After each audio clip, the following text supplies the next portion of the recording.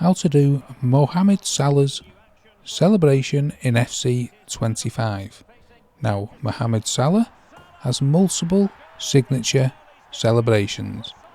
So when you press the signature button, he will do one of his random signature celebrations. All you need to do the signature celebration is to press X on the Xbox or square on the PlayStation, and they will do their signature celebration. Now it's only available for the current player, and this is normal with FC 25.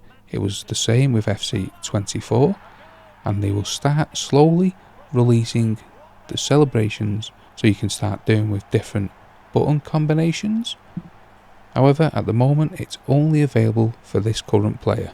When it's available with a button combination so you can do it with anyone, I'll add it to the comments section below and also pin it.